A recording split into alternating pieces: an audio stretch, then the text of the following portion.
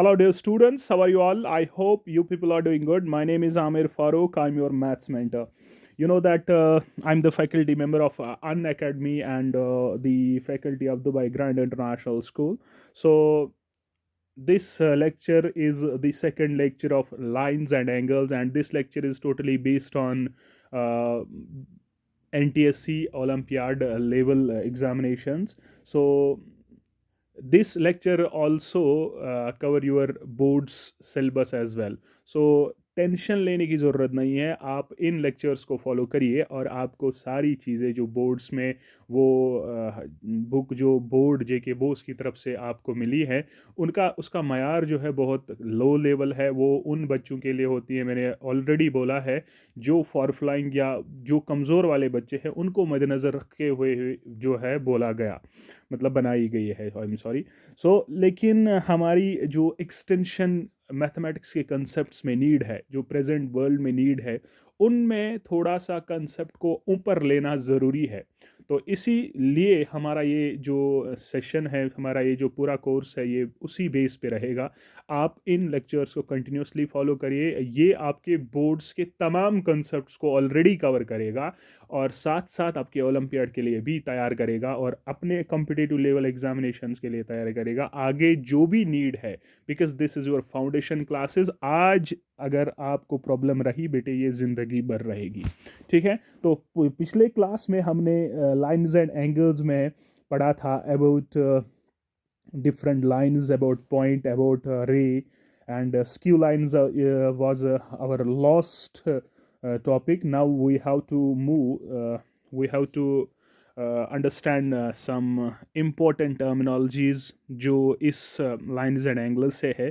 तो बेटे हमारे पुराने जो भी कंटेंट है उसको आप रिवाइज करोगे, और अगर आपने वो लेक्चर नहीं देखा है तो पहले वो लेक्चर देखिए, तभी नेक्स्ट लेक्चर पे आइए। आज जो जिस लेक्चर पे हम बात करने वाले हैं बेटे, ये हमारा second lecture lines and angles का है, और इसमें हम एंगल से स्टार्ट करेंगे, व्हाट द एंगल इज़। ठीक है, अगर मैं आपको भी बोलूं बेटा एंगल होता क्या है, तो आप बोलोगे सर जब दो रेज जो है मीट करेंगे वो एंगल बनेगा। तो मैंने बोला what is an angle, not formation of angle.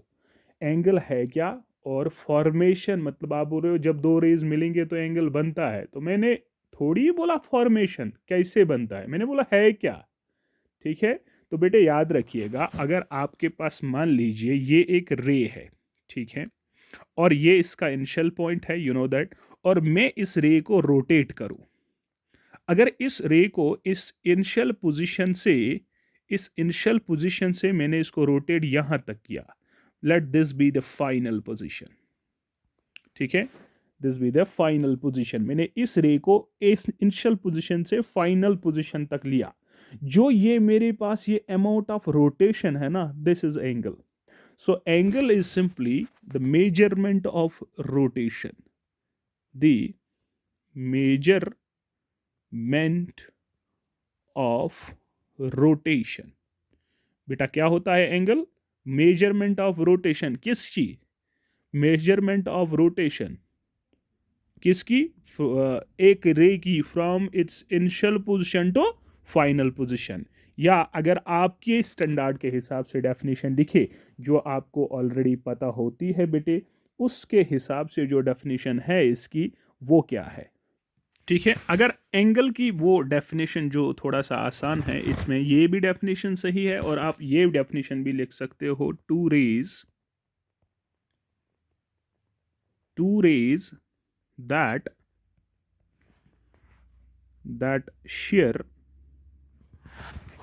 that share a common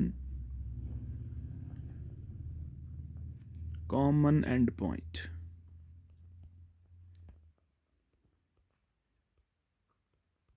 Form an angle.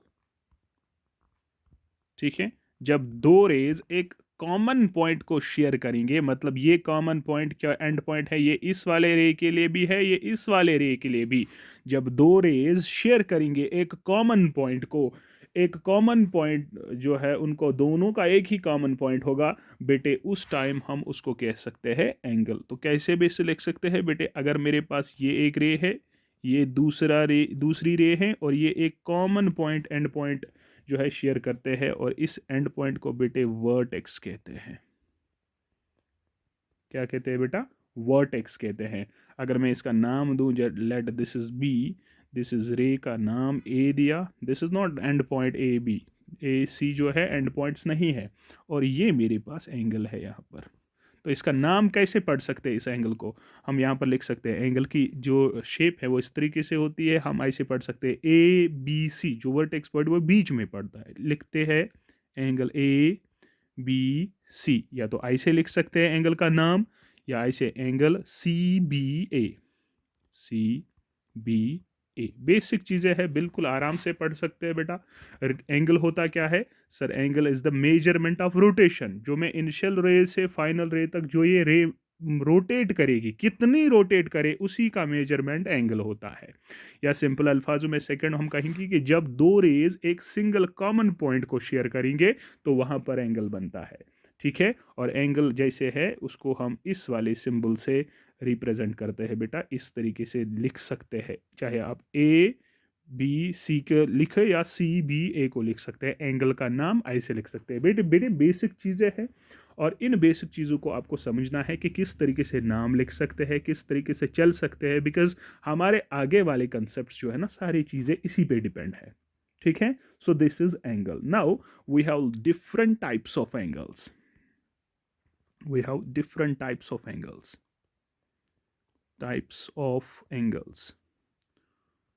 Angle को मेजर कैसे कर सकते हैं? By using protector. प्रोटेक्टर से भी मेजर कर सकते हैं ना।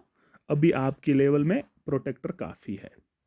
ठीक है, protractor you know that the जो आपके जियोमेट्री बॉक्स में है, उसी में इसको हम मेजर कर सकते हैं बाय यूजिंग प्रोटेक्टर।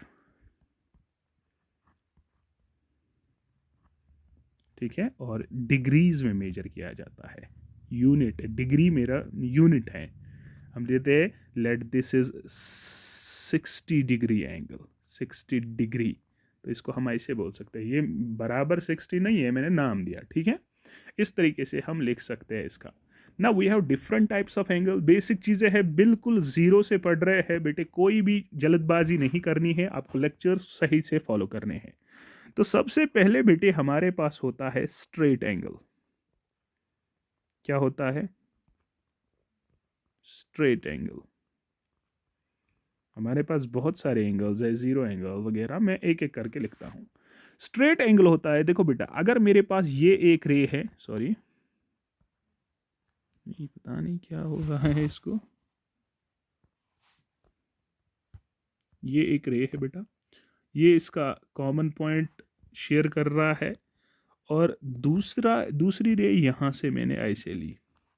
ठीक है, इनके बीच में कितना एंगल है? ये वाला, ये एक रे है, ये दूसरी रे है। देखो दोनों सेम कॉमन पॉइंट शेयर करते हैं, और इसी का एंगल को जो मेजरमेंट है ना, वो 180 डिग्री, ये पूरा जो एंगल है ना, ये 180 डिग्री का है। ठीक है, तो इस वाले एंगल को हम स्ट्रेट एंगल कहते हैं। क्या लिखेंगे? An angle measuring 180 degree is called a straight angle. ठीक है, रिप्रेजेंटेशन ऐसे, अगर हमारे पास एक लाइन, स्ट्रेट लाइन पे कोई एंगल होगा, उसे स्ट्रेट एंगल कहते हैं। ठीक है, समझ आया बेटा? Next one we have B, that is zero angle. Zero angle क्या होता है बेटा? वो एंगल जिसका मेजरमेंट जीरो होगा, जो जीरो होगा, जो जब दो रेज आपस में ओवरलैप करेंगे। ठीक है, जब दो रेज बेटे आपस में ओवरलैप करेंगे, लेट ये एक रे है बेटा, दूसरी रे मैंने इसी के ऊपर यहां से, ये वाला पॉइंट है, इसी पे लिखा है। मैं आपको बोलूं, बता इनके बीच में क्या है? बाहर वाले नहीं, यहां पर दो एंगल हो सकते हैं, एक तो बाहर वाला एंगल होगा, एक इंटीरियर होगा। ठीक है, इनके बीच में कोई एंगल प्रेजेंट है, अगर मैं ये बोल रहा हूं ये बीच वाला इनका एंगल है, लेकिन जब मैं इसको थोड़ा कमज़ोर करूं तो फिर ये वाला एंगल बना, थोड़ा कम करूं ये वाला एंगल बना, जब इसके ऊपर होगा तो इनके बीच में क्या होगा, ज़ीरो एंगल। तो बेटे यहाँ पर मेजरमेंट जो है 0 डिग्री होगा, यानी जब एंगल का मेजर जो है 0 डिग्री होगा उसको हम क्या कहते हैं, ज़ीरो एंगल। समझ आ रही है बात? An angle whose measure is 0 degree is called as zero angle, उसको हम जीरो एंगल कह सकते हैं। ठीक है बच्चे? An angle whose measure is equal to 0 degree, वो एंगल जिसका मेजरमेंट ज़ीरो होगा, यानी जिसके जो कुछ भी एंगल अंदर कुछ भी नहीं है, यानी ओवरलैप कर रहे दो रेज, उनको हम बेटे ज़ीरो एंगल कहते हैं। समझ आया? Third one we have a lot of types, but these are the basic things that you have to understand. Okay, now next one we have acute angle. Acute angle बेटा, what is an acute angle? बेटे अगर मैं यहां से एक रे ऐसे लेता हूं, ठीक है, और इस रे में दूसरी रे यहां से गई, अब अगर आपको मैं समझाऊं, यहां पर कुछ ना कुछ एंगल बना, लेट उस एंगल का मैंने नाम रखा x डिग्री, कुछ भी, ठीक है, x डिग्री नाम रखा, ठीक है। अब यहां पर देखो, ठीक है बेटा, एक्यूट एंगल की अगर हम बात करें, ये मेरे पास 0 डिग्री एंगल होता है, और अगर मैं आपको यहां से एक इमेजिनरी लाइन देकर देता हूं ना बेटा, दिस इज 90 डिग्री, ओके, ये 90 डिग्री है। अगर एंगल 0 डिग्री और 90 डिग्री के बीच में होगा, अगर एंगल 0 डिग्री और 90 डिग्री के बीच में होगा, उसे बेटे हम एक्यूट एंगल कहते हैं। यानी मतलब क्या है, एन एंगल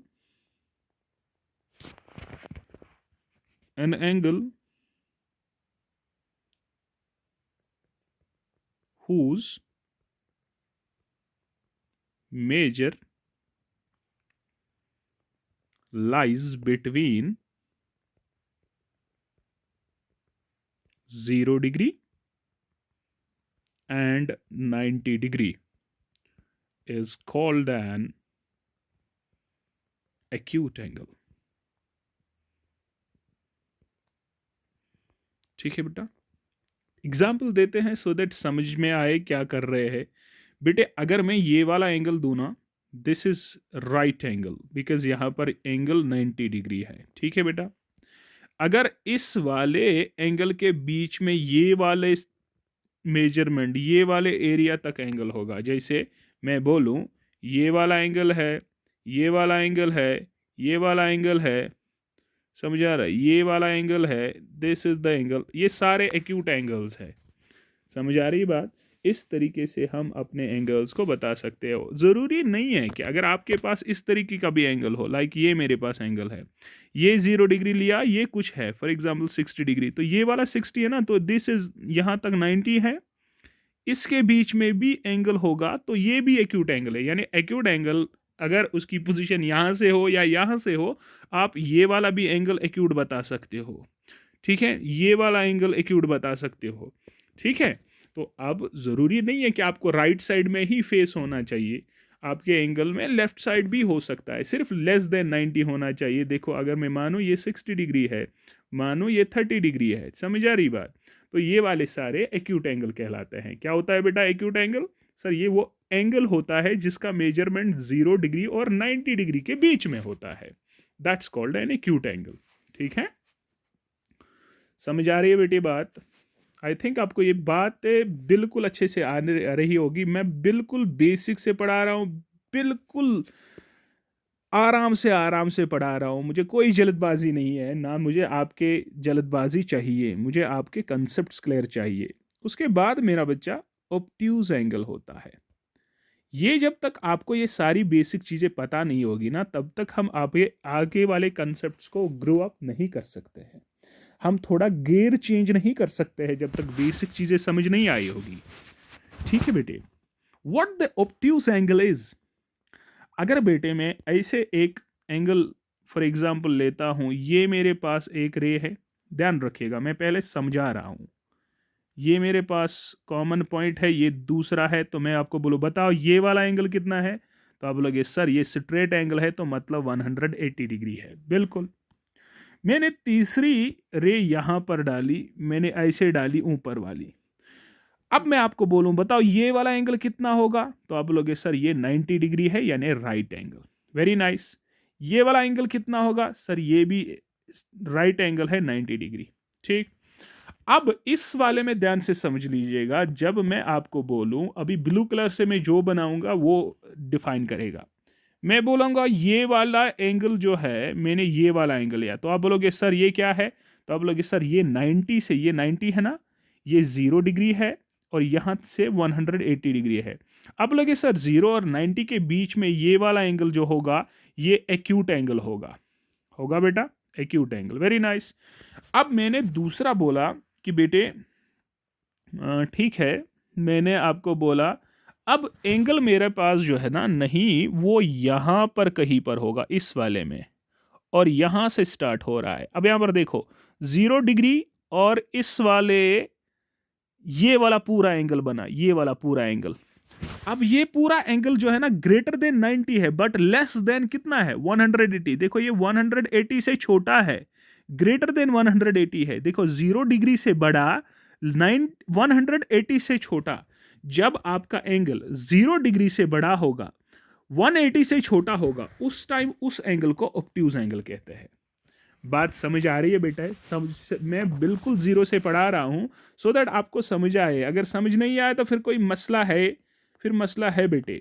दूसरा एंगल मैं लेता हूं, जैसे फॉर एग्जांपल मैं यहां पर लेता हूं, ये वाला एंगल इसके साथ लेता हूं और ये वाला एंगल लेता हूं। मैं बोलूंगा बता ये वाला एंगल कितना है, सर आप बोलोगे ये ब्लैक कलर का जो मैंने एंगल बनाया this is also an obtuse angle, because ये 90 से बड़ा 180 से छोटा है, 0 डिग्री से बड़ा। ठीक है, तो क्या मैं लिख दूं obtuse angle, an angle whose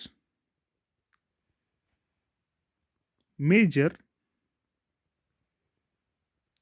lies between 90 degree and 180 degree is called an obtuse angle। ठीक है बेटा, ऐसे एंगल को जो 90 से बड़ा होगा लेकिन 180 से छोटा होगा, 90 से बड़ा होगा 180 से छोटा होगा, बेटे उस एंगल को हम क्या कहते हैं, ऑब्ट्यूज एंगल। सर एग्जाम्पल दीजिए, थोड़ा सा हम समझ लेंगे। बेटे आपको मैं ऐसे एंगल बनाऊं, ये मेरे पास ऑब्ट्यूज एंगल है, ये 180 से 190 से बड़ा है।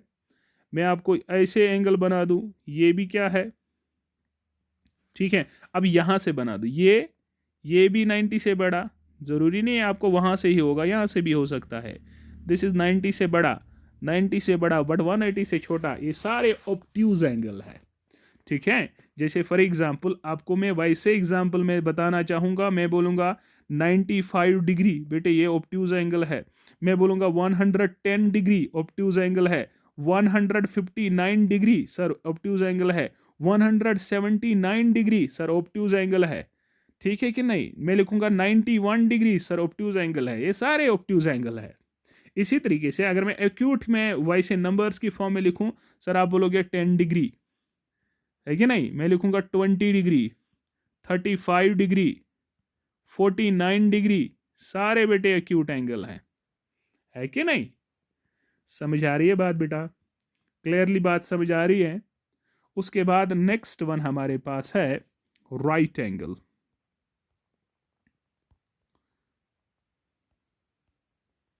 राइट एंगल बेटा, सर क्या होता है राइट एंगल? मेरे बच्चे राइट एंगल वो एंगल होता है जिसका मेजरमेंट बराबर 90 डिग्री होता है। जैसे मैं एक एंगल ऐसे लेता हूं, बराबर बराबर लेता हूं बेटा, ये 90 डिग्री है, ये 0 डिग्री है, ये 90 तक है, तो इसके बीच में जो ये एंगल होगा ना, ये 90 डिग्री बराबर है, तो ये वाला एंगल राइट एंगल कहलाता है। समझ आ रही बात? ऐसा ही नहीं है कि उधर से ही होगा, इधर से भी अगर मेरे पास ऐसे होगा, अगर ये वाला एंगल 90 डिग्री होगा तो उसको हम कहते हैं राइट एंगल। यानी राइट एंगल वो एंगल होता है बेटा जिसका मेजरमेंट बराबर होता है 90 डिग्रीज। क्या? An angle whose measure is equal to 90 degree is called a right angle। समझ आ रही है बात? बेटे अभी तक हमने सिर्फ टाइप्स ऑफ एंगल्स के कुछ विषय में बात की। हमने एंगल पढ़ा क्या होता है, हमने टाइप्स ऑफ एंगल में स्ट्रेट एंगल पढ़ा, जीरो एंगल पढ़ा, एक्यूट एंगल पढ़ा, ऑब्ट्यूज एंगल पढ़ा, राइट एंगल पढ़ा, और उसके बाद हमें पढ़ना है next thing that's called reflex angle. Sir ये रिफ्लेक्स एंगल क्या होता है? सर ठीक है, मैं आपको बोल रहा हूं ये एक रे है, ठीक है, यहां से दूसरी मैंने रे ली, मैं बोलूं बता इनके बीच में कितना एंगल होगा, तो आप बोलोगे सर 180 स्ट्रेट एंगल होगा। Very good. मैंने बोला मैंने एक और लाइन यहां से खींची, अब मैं बोलूं यहां से ये लाइन जो मेरे पास है ये 0 डिग्री है, ये 180 डिग्री है, तो ये 180 से बड़ा होगा, तो मैं बोलूंगा यहां से यहां तक जो मेरे पास ये एंगल होगा ना ये कितना है, तो आप बोलोगे sir this is greater than 180 degree, है कि नहीं?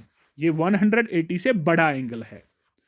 और जो एंगल 180 से बड़ा होगा लेकिन 360 से छोटा होगा, मैं आप बोलोगे सर 360 क्या है?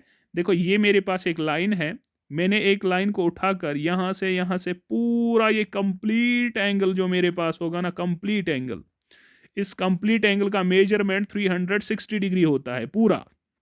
यहां से जब तक यहां से यहां तक यहां तक आऊं तो बेटे ये पूरा 360 बनाएगा। इसे हम कंप्लीट एंगल कहते हैं। कंप्लीट एंगल कहते हैं। क्या होता है कंप्लीट एंगल? जिसका मेजर 360 डिग्री होता है। बेटे अगर पूरा एंगल यहां तक, ये दो रेज हैं यहां तक, इनके बीच का बाहर वाला एंगल, बीच वाला एंगल 0 डिग्री है, बाहर वाला एंगल 360 डिग्री है। समझ आ रही है बात बेटा? अब अगर मैं एंगल यहां तक ये वो जो है यहां तक लेता तो फिर ये 360 बनता, लेकिन मेरे पास ये मैं यहां तक नहीं ले रहा हूं बेटा, मैं बोल रहा हूं कि जो ये वाला एंगल है ना ये ग्रेटर देन 180 डिग्री है but it is less than 360 degree. जो भी एंगल 360 से छोटा होगा लेकिन 0 डिग्री से बड़ा होगा उसे रिफ्लेक्स एंगल कहते हैं। आई बात समझ? क्या लिख सकते हैं? An angle whose measure lies between 180 degree and 360 degree is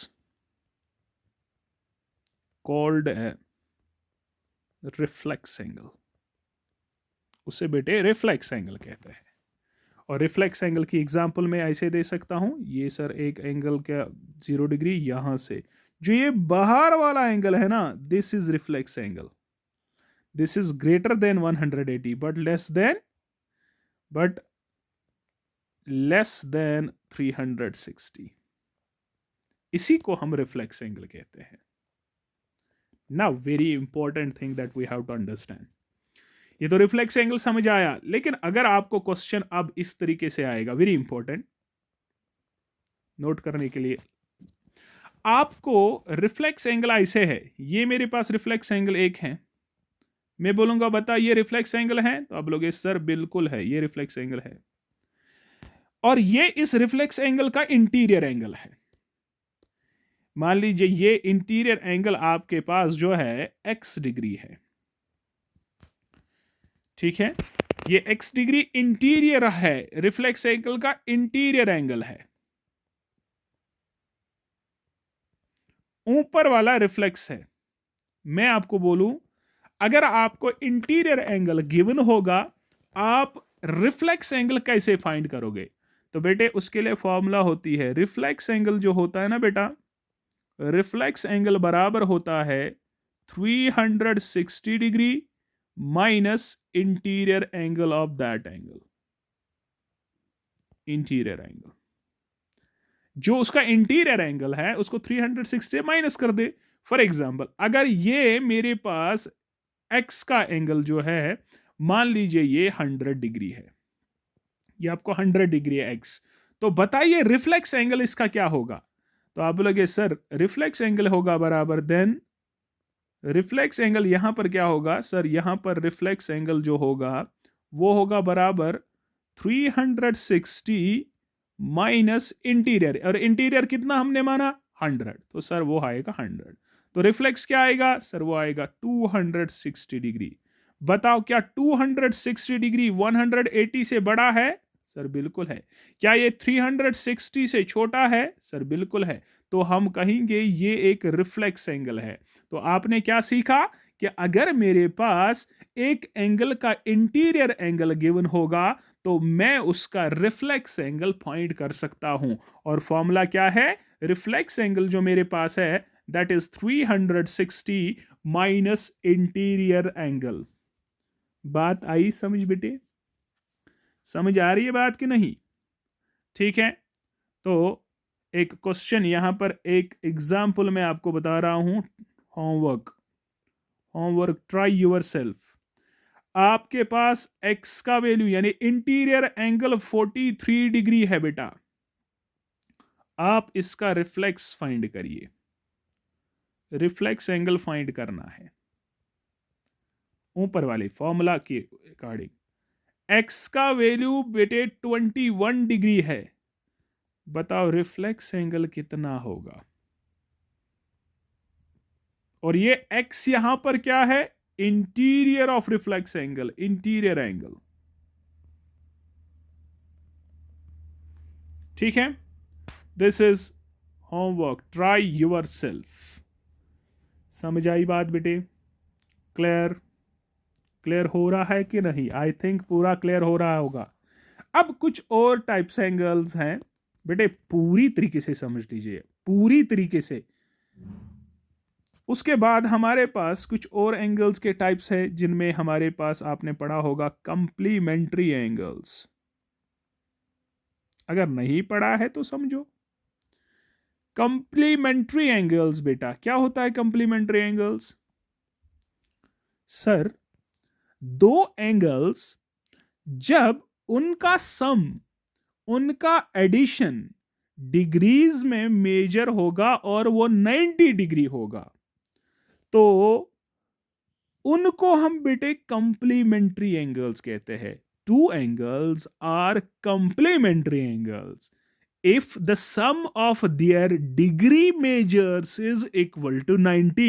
अगर उनका सम 90 डिग्री होगा तब one of the complementary angles is called the sorry, तो उनको हम बेटे क्या कहते हैं? Complementary angles. ठीक है, और एक को दूसरे का कंप्लीमेंट कहते हैं।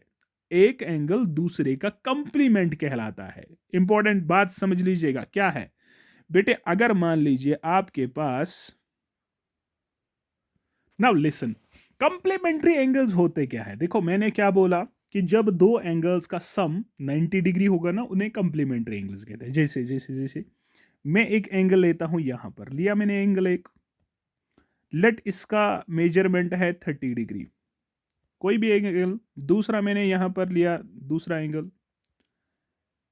लेट इसका मेजरमेंट मान लीजिए 60 डिग्री है। बोलो दो एंगल्स है, हाँ, इसका नाम मान लीजिए ए बी सी है, इसका मैंने नाम लिया डी ई एफ। क्लियर? अब अगर मैं आपको बोलूं बताइए एंगल 30 प्लस 60 कितना होगा? सर आप बोलोगे 90 डिग्रीज। जब दो एंगल्स मैं कहूंगा ये आपस में कंप्लीमेंट्री एंगल्स कहलाएंगे, क्योंकि इन दोनों का सम 90 डिग्री है, और इस 30 को हम 60 का कंप्लीमेंट कहेंगे। इसी तरीके से वापस 60 को हम 30 का कंप्लीमेंट कहेंगे। एक दूसरे का कंप्लीमेंट होता है, दूसरा पहले वाले का कंप्लीमेंट होता है। समझ आ रही है बात? यानी यहां पर हम लिख सकते हैं angle A B C plus angle D E F is equal to 90 degree. बेटे ये लिखने की जो प्रैक्टिस है, श्रद्धा है ना, ये समझो किस तरीके से लिखना है, क्या लिखना है। तो यहां पर ये दो एंगल्स जो है ना कंप्लीमेंट्री एंगल्स कहलाते हैं। तो डेफिनेशन क्या लिखे? तो हम लिख सकते हैं टू एंगल्स और call complementary angles if the sum of their degree measures equal to 90 degree. Or second point, one of the complementary angles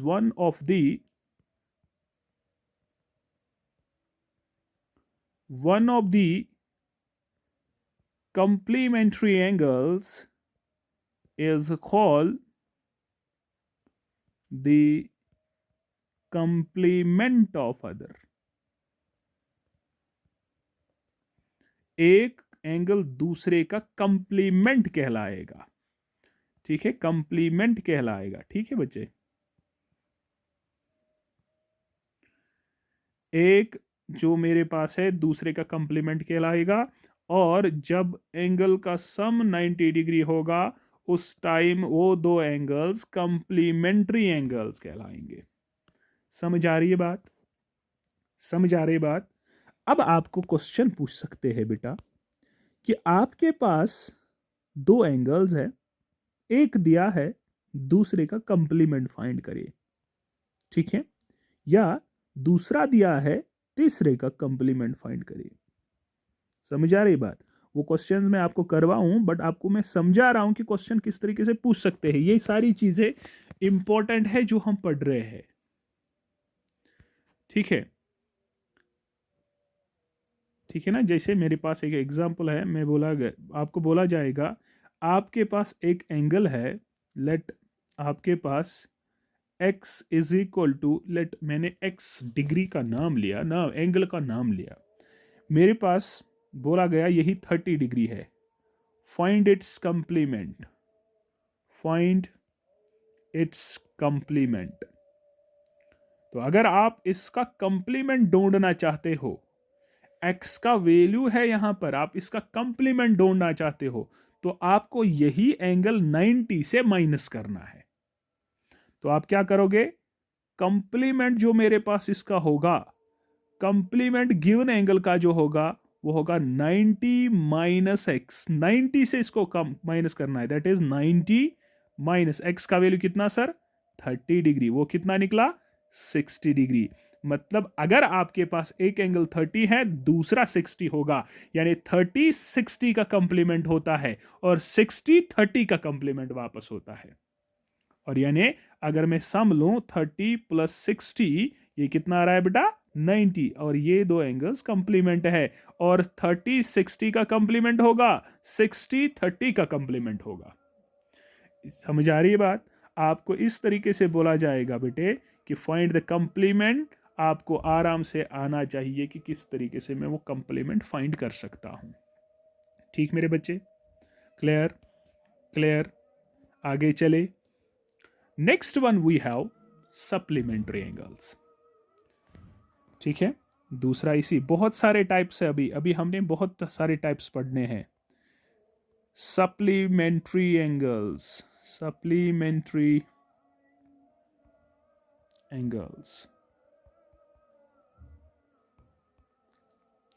क्या होते हैं? सप्लीमेंट्री, जिस तरीके से कंप्लीमेंट्री में दो एंगल्स का सम 90 है, उसी तरीके से दो एंगल्स का सम जब 180 डिग्री होगा तब वो सप्लीमेंट्री है। सर क्या समझ नहीं आया? बेटे मैं एक एंगल लेता हूं, इस तरीके से मैं एंगल, अगर मैं आपको बोलूं ये क्या एंगल है तो आप बोलोगे सर ये ऑब्ट्यूज है, ग्रेटर देन 90 है कि नहीं। Let this angle is 150 degree, ठीक है। दूसरा एंगल मैं यहां पर लेता हूं, late this is an acute angle, इसका मेजरमेंट मान लीजिए 30 डिग्री है। मैं बोलूंगा ये मेरे पास दो एंगल्स हैं, अगर मैं इनका सम करूं, प्लस करूं, आप बोलोगे वो होगा sir 150 plus 30 that is equal to 180 degree. यही एंगल्स जो मेरे पास, जिनका सम बेटे 180 डिग्री होगा, जिनका सम क्या होगा 180 डिग्री, उन दो एंगल्स को हम सप्लीमेंट्री एंगल्स कहेंगे। मतलब मैं कहूंगा angle 150 and angle 30 degree are supplementary angles. Why? Because their sum is 180 degree. आई बात समझ? तो यही लिख सकते हैं बेटा क्या, two angles are supplementary angles if their sum is equal to 180 degree, ठीक। और जिस तरीके से उधर कंप्लीमेंट में एक को दूसरे का कंप्लीमेंट कहते थे, इसी तरीके से सप्लीमेंट्री में एक दूसरे का सप्लीमेंट होता है। क्या लिखेंगे बेटा, one angle is called the supplement of other. ठीक बेटा, मतलब आपके पास एग्जाम्पल में दे रहा हूं, मैं बोल रहा हूं आपके पास एक एंगल जो है 30 डिग्री है, इसका सप्लीमेंट फाइंड करिए, इसका सप्लीमेंट फाइंड करिए। तो आपको कुछ नहीं करना है बेटे, आपको सप्लीमेंट फाइंड करने के लिए 180 से इस 30 को माइनस करना है। जैसे वहां पर कंप्लीमेंट में 90 से माइनस करना था, यहां पर आपको 180 से माइनस करना है, जिसका सम है that is equal to 150 degree. तो ये जो 50 मेरे पास है, ये 50 जो मेरे पास है ना बेटा, ये इस 30 का सप्लीमेंट है, where this 30 is called the supplement of 50, 150। समझ आ रहा है, समझ आ रही है बेटे बात। तो दीज आर सप्लीमेंट्री एंगल्स। तो आज हमने डिफरेंट टाइप्स ऑफ एंगल्स पढ़े, हमने बहुत सारे ऐसे एंगल्स पढ़े जो हमारे सिलेबस के लिए बहुत ही ज़्यादा इम्पोर्टेंट है। आपने एंगल सीखा, एंगल क्या होता है, आपने बहुत सारे टाइप्स ऑफ एंगल्स सीखे। और आज के लिए आपको होमवर्क रहेगी बेटे, आपके पास एक प्रोटेक्टर होता है ज्योमेट्री बॉक्स में, उस ज्योमेट्री बॉक्स में आपको उठाकर अपने कॉपी पे ये सारे एंगल्स एक एक एग्जाम्पल के साथ लिखने हैं। जैसे आप 0 डिग्री एंगल बनाओगे, राइट साइड में उसकी फिगर जैसे मैंने बनाई है आप भी खुद बनाओगे। समझ आ रही बात, समझ आ रही बात, समझ आ रही बात, very nice. So this is I think today this is sufficient for today.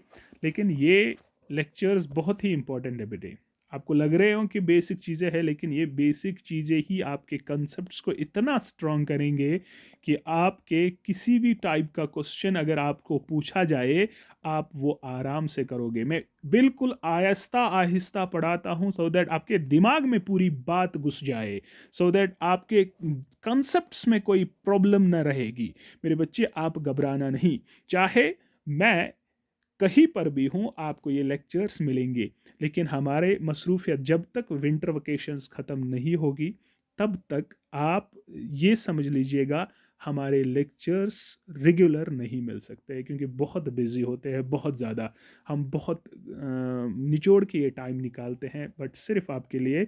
But you have to listen, you have to work on these lectures. और किसी को दिखाना नहीं है कि that I am doing this, आपको पढ़ना है अपनी इल्म के लिए, किसी को गिराने के लिए नहीं पढ़ना है बेटा।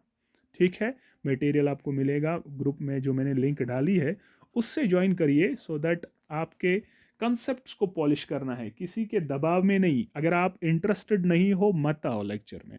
अगर आप खुद तक इंटरेस्ट नहीं है, जब तक आप खुद नहीं इंटरेस्टेड होंगे तब तक मुझे वो बच्चे नहीं चाहिए। अगर मेरे पास 30 ही बच्चे होंगे, लेकिन वही 30 बच्चे ऐसे होने चाहिए कि जो कल एग्ज़ाम फोड़ने चाहिए। और मैं वादा करता हूँ, अगर आप ये लेक्चर सही से पढ़ोगे ना, आपको किसी भी और मटेरियल की ज़रूरत नहीं है। Believe me, no need of any other material. ठीक है। So I think this is sufficient for today. मिलते हैं नेक्स्ट लेक्चर में। वो 1-2 दिन के बाद भी आ सकता है, लेकिन आप घबराए मत, लेक्चर्स आएंगे ही आएंगे। आप कॉपीज मेंटेन करिएगा, ठीक है। तब तक के लिए अल्लाह हाफिज़।